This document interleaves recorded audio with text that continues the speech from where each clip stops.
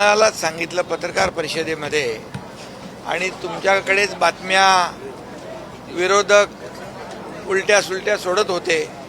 हा आमच्या संपर्कात आहे, तो आमच्या संपर्कात आहे, अमका आहे, यांचं काही झालेलं नाही. पण मी काल 6च्या 6 खासदार तुमच्या पत्रकार परिषदेसमोर त्यांना आणलं आणि पत्रकार परिषदेमध्ये सर्व मी खुलासा काल केला आणि पूर्णपणे कालच मी म्हणालो की आम्ही कुठलंही ऑपरेशन अर्धवट सोडत नाही, पूर्ण करतो, फुलप्रूफ करतो. त्याप्रमाणे खासदारांचं ऑपरेशन टायगर सक्सेसफुल झालं आणि त्या सगळ्या प्रक्रिया कायदेशीर आणि ज्या घटनात्मक प्रक्रिया आहेत ह्या संपूर्णपणे पूर्ण झालेल्या आहेत. सगळे 6च्या 6 खासदार खुश आहेत. आताच मला 2 खासदार भेटले आणि ते शिवसेनेमध्ये, मूळ शिवसेनेमध्ये बाळासाहेबांच्या विचारधारेने प्रेरित झालेली शिवसेना, विचारांची शिवसेना, हिंदुत्वाच्या विचारांची शिवसेना, सर्वसामान्यांच्या मनातली शिवसेना, या ठिकाणी त्याच शिवसेनेमध्ये ते काल आलेत आणि आमच्या परिवारामध्ये आलेत. त्यामुळे ते खुश आहेत. आमचे आता अगोदरचे 7 खासदार, हे 6 खासदार, आता एक मोठी टीम तयार झालेली आहे 13 खासदारांची. राज्यसभेमध्ये 2 खासदार, असे 15 खासदार, एक मोठी टीम या ठिकाणी तयार झालेली आहे. आणि त्यामुळे जे शिवसेना त्या भागामध्ये अधिक बळकट आणि अधिक मजबूत होईल आणि त्यामुळे त्या भागातल्या विकास कामांसाठी आजच आम्ही काही विभागांचा निधी जो आहे तो निधी त्यांचे प्रस्ताव आणायला सांगितलेत. काही निधी जो आहे त्यांना तात्काळ देण्याच्या सूचना देखील मी दिलेल्या आहेत. आणि त्यामुळे आता जो विकास निधी, मतदारसंघाचा विकास हा त्यांचा अजेंडा होता आणि त्याला आम्ही सुरुवातही केलेली आज. त्यामुळे खऱ्या अर्थाने NDAची ताकद जी आहे, आता NDAची ताकद वाढलेली आहे. प्रधानमंत्री, आपले यशस्वी प्रधानमंत्री, लोकप्रिय प्रधानमंत्री मोदीजी हे जे काही देशाला आर्थिक महासत्तेकडे नेण्याचा संकल्प जो केलेला आहे, त्यांच्या NDAची ताकद यामध्ये वाढलेली आहे. आणि म्हणून मी कालही सांगितलं की देशाचे प्रधानमंत्री नरेंद्र मोदीजी यांच्याकडून गेल्या 10 वर्षामध्ये 12 लाख कोटीचा निधी महाराष्ट्राला मिळाला, विकास निधी. गृहमंत्री अमित भाई, सहकार मंत्री मंत्रालय, त्यांच्याकडे 10,000 कोटी रुपये या महाराष्ट्राला साखर कारखान्यातले उद्योग आणि शेतकरी यांना मदत देण्याचा निर्णय त्यांनी घेतला. नक्षलवाद संपवण्याचा निर्णय घेतला. त्यामुळे एक महाराष्ट्राचं योगदान या देशाच्या विकासामध्ये देखील मोठ्या प्रमाणावर आहे. आणि त्यामुळे मोदीजी देखील महाराष्ट्राला पैसे देताना कधी हात आखडता घेत नाहीत. म्हणून डबल इंजिनच्या सरकारमध्ये हे 6 खासदार आलेले आहेत आणि त्यांचं मी स्वागत केलं आहे आणि ते खुश आहेत. साहेब, गीतेंचा पक्षप्रवेश झालेला आहे आपल्याकडे, ज्या गीतेंनी आपल्याच दराडे साहेबांना पाडलं आणि त्यांना आपण आता पक्षप्रवेश दिला, यावरनं उलटसुलट टीका आता विरोधक करताना पाहिला. बघा, गोकुळ गीते हे अपक्ष निवडून आले. ते शिवसेना पक्षात थेट प्रवेश करू शकत नाहीत कायद्याने आणि म्हणून त्यांनी शिवसेनेचं सहयोगी पक्ष म्हणून, सहयोगी सदस्य म्हणून त्यांनी काल शिवसेनेमध्ये आणि माझ्याकडे इच्छा व्यक्त केली. खासदार डॉक्टर श्रीकांत शिंदे यांच्या संपर्कात होते आणि दराडेंना देखील या गोष्टीची कल्पना दिलेली आहे. आणि दराडे देखील म्हणाले की संघटना पक्ष या ठिकाणी त्याची ताकद वाढत असेल तर यामध्ये अशा प्रकारचे जे काही आपल्याला निर्णय घ्यावे लागतात. शब्द दिला होता, नरेंद्र दराडे यांना तुम्ही शब्द दिला होता, नरेंद्र दराडे यांना युनिफॉर्म सिव्हिल कोडवरती भूमिका काय? युनिफॉर्म सिव्हिल कोड जो आहे त्याच्यावर शिवसेनेची भूमिका पहिल्यापासून सकारात्मक आहे. कारण हिंदू हृदय सम्राट बाळासाहेब ठाकरेंची, आमच्या बाळासाहेबांची भूमिका पहिल्यापासून देशामध्ये समान नागरी कायदा असला पाहिजे आणि तीच भूमिका आमची आहे. त्यामुळे समान नागरी कायदा सगळ्यांना समान न्याय, कुठल्याही समाजावर अन्याय होणार नाही, या सगळ्या या बाबतीमध्ये भूमिका आमची सकारात्मक आहे. बाळासाहेबांची भूमिका होती तीच आमची आहे, कारण बाळासाहेबांच्या विचारांची शिवसेना आम्ही पुढे नेतोय. त्यामुळे आणि या भूमिकेशी आम्ही सहमत आहोत. शब्द दिला होता नवीन को लेकर शिवसेना आपकी पार्टी की क्या भूमिका है? क्या? यूनिफॉर्म सिविल कोड हाँ।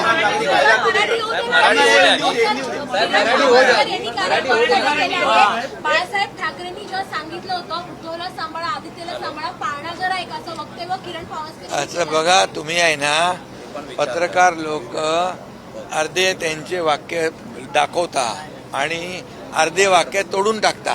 त्यांनी आता पत्रकार परिषद घेतली ना, त्यांनी सांगितलं ना, स्पष्ट खुलासा केला ना, त्यांनी बाळासाहेबांच्या वक्तव्यावर भाष्य केलेलं नाही, परवाच्या मेळाव्यातल्या वक्तव्यावर भाषण केलेलं आहे. बाळासाहेब आमचं दैवत आहे आणि बाळासाहेबांचा अनादर कोणीच करू शकत नाही. किरण पावसकर नाही, एक साधा शिवसैनिक कोण करू शकत नाही. नवीन सेना भवनासंदर्भात जागांची चाचपणी सुरू असल्याची माहिती मिळते. दादर आणि बीकेसी काय कोणाला पोटात कोणाचा प्रॉब्लेम आहे काय? अरे काम करायला ऑफिस नको का? बाळासाहेब भवन आहे, आणखी कार्यालय, शिवसेना मोठी होतीये, संघटना मोठी होते, मग कार्यालय नको?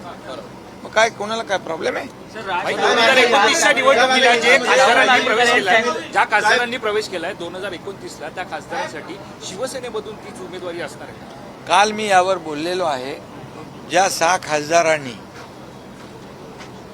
शिवसेनेमध्ये प्रवेश केलाय ते 2029ला शिवसेनेच्याच तिकिटावर निवडणूक लढवतील आणि महायुतीचे उमेदवार म्हणून निवडून येतील. राणापाटलांच्या संदर्भातला संघर्ष सुरूच राहणार म्हणून ओमराजेंची ही राजकीय भूमिका आहे.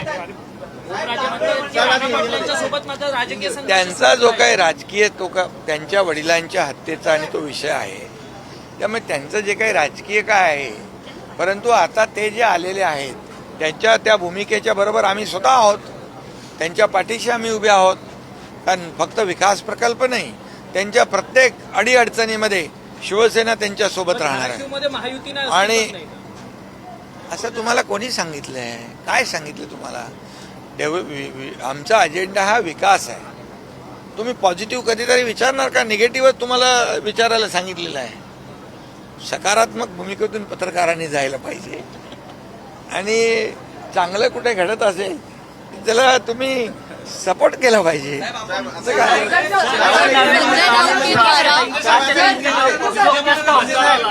विद्यमान खासदाराला उद्धव ठाकरे गटाच्या नेत्याने जाहीरपणे धमकी दिलेली आहे, शिवीगाळ केलेली आहे. ही भारतीय न्याय संहितेनुसार केस बनू शकते का? आणि तुम्ही या संदर्भात पोलिसांशी बोलणार आहात का? आता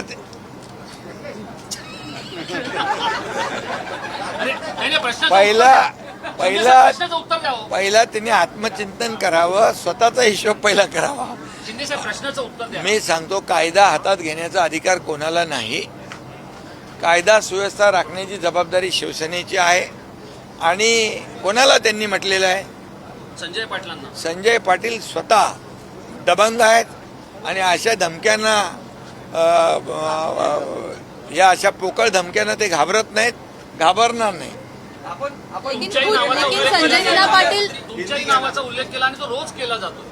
माझा जेवढं नावाचा उल्लेख करतात तेवढे ते खड्ड्यात जातात आणि माझ्याकडे लोक जास्त येतात. संजय लीला पाटिल खुद बॉम्ब डालने की बात करते हैं, बंदूक दिखाने की एक्शन करके बॉम्ब डालने की बात करते हैं एक सांसद. कौन? देखिए, संजय लीला पाटिल ये तो लोकशाही के खिलाफ है. मैं उस पर कोई टिप्पणी करना नहीं चाहता हूँ.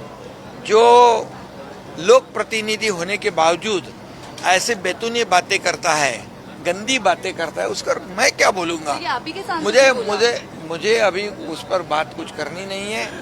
हमारे जो सांसद है, ये सांसद जो है ये डेवलपमेंट के लिए आए हैं और हम किसी को अड़ाने के लिए नहीं, किसी को तोड़ाने के लिए नहीं, हम शिवसेना बढ़ाने के लिए आए हैं। रायगढ़ कल 4 विधायक एब्सेंट थे, आगे शिवसेना और बढ़ेगी, आने वाले दिनों में देख पाएंगे विधायक ये बात आप उनको पूछिए, मुझे पूछने की आवश्यकता नहीं। कल का झटका उनको बहुत जोर का बैठा है, आज सदन में उसके परिणाम दिख रहे थे। उनका संतुलन बिगड़ चुका है। रायगडच्या पालकमंत्री पदाचा तिढा लवकरच सुटेल। तटकरे आणि भरत गोगावले दोघांनी चर्चा केलेली आहे। मी स्वतः मुख्यमंत्री महोदयांशी बोललेलो आहे आणि लवकरच तो तिढा यूनिफॉर्म सिविल कोड को लेकर शिवसेना की क्या भूमिका? मैंने कहा यूनिफॉर्म सिविल कोड जो है समान नागरिक कानून, ये हमारे बाला साहब ठाकरे जी की पहले से भूमिका रही है और आज देश के प्रधानमंत्री नरेंद्र मोदी जी भी सकारात्मक है और शिवसेना ये यूनिफॉर्म सिविल कोड के बारे में सकारात्मक भूमिका हमारी है।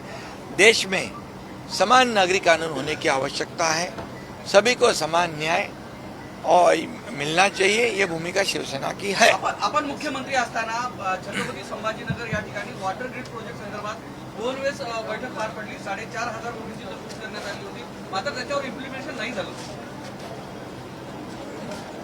संभाजीनगरची पाणी पुरवठा योजनेचं काम सुरू आहे। मराठवाडा वॉटर ग्रीड देवेंद्रजी मुख्यमंत्री पहिले असताना त्याला मान्यता मिळाली होती। महाविकास आघाडीचं सरकार आल्यानंतर मराठवाडा वॉटर ग्रीड ते थंड बस्त्यामध्ये बांधून टाकलं। मराठवाडा वॉटर ग्रीड प्रकल्प रद्द केला। तो मी जेव्हा मुख्यमंत्री झालो त्यावेळेस मराठवाडा वॉटर ग्रीड पुन्हा आम्ही त्याला सुरुवात केलेली आहे आणि मराठवाडा वॉटर ग्रीड हा प्रकल्प होणार। मराठवाड्याचा दुष्काळवाडा हे नाव जे आहे हे पुसून टाकण्यासाठी, कायमस्वरूपी तिकडचा दुष्काळ मिटवण्यासाठी मराठवाडा वॉटर ग्रीड महत्त्वाचा आहे आणि या बाबतीमध्ये आमची जेव्हा मी होतो, देवेंद्रजी होते, प्रधानमंत्री मोदी साहेबांशी चर्चा झाली तेव्हा त्यांनी सांगितलं इंट्रा स्टेटमधले जे प्रकल्प आहेत, नदीजोड प्रकल्प, याला नदीजोड प्रकल्पाला प्राधान्य द्या आणि नदीजोड प्रकल्प जे आपल्या अंतर्गत राज्यातले आहेत त्या प्रकल्पांना प्राधान्य दिलं तर मोठ्या प्रमाणावर लोकांना दुष्काळापासून आपण दिलासा देऊ शकतो। 6 सांसद आपकी पार्टी में जुड़ चुके हैं, लेकिन क्या लोकसभा स्पीकर के साथ कोई मीटिंग हुई है? ओम बिरला के साथ मीटिंग सच में हुई है? देखिए मैं क्या कोई सच में? Meeting official? सच में? क्योंकि अभी तक कोई फोटोग्राफ, अरे कोई लेटर आपको सामने आया नहीं। मैंने कल कहा कि ये 6 सांसद शिवसेना में शामिल हुए, आपके सामने लाया था ना उन्हें। अभी लोकसभा लीगल प्रोसीडिंग कंप्लीट हो चुकी है।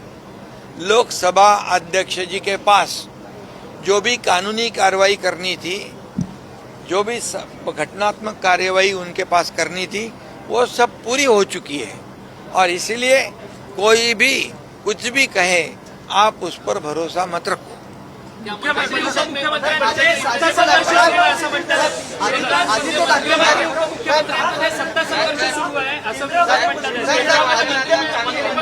मंत्रिपद